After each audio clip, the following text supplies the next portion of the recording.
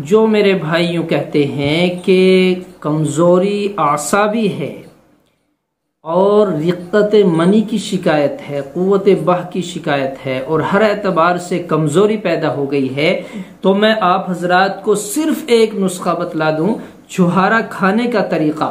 वो ये है कि आप हजरात सुबह एक छुहारा ले लें, गुठली निकालें और फिर उसको मुंह में डालें, चूसते रहें। जब वो खत्म हो जाए फिर दूसरा ले लें, यानी टॉफी की तरह उसको खाना है, शाम तक उसको खा लेना है। और मैं आपको बतला दूं कि इसका असर कितना होगा।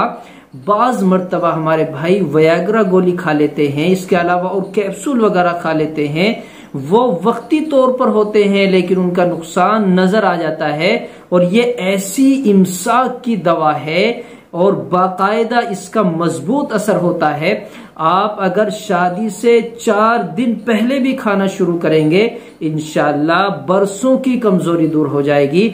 और आप जिस दिन चाहते हैं कि आप मुलाकात करें बीवी से, तो आप उस दिन सुबह से खाना शुरू कर दें। इंशाल्लाह इसका असर इतना होगा कि आपने कई पुड़िए देसी दवाई खा ली हो। बेहतरीन चीज है, लेकिन आमतौर पर यह ऐसी चीज है कि सोचने में, कहने में छोटी सी लगती है कि एक छुहारा ही तो है और वो चूसना है। खाने का अलग फायदा होता है, उसको चूस कर खत्म करने का अलग फायदा होता है। आप इसको तजर्बा करके देख लेना।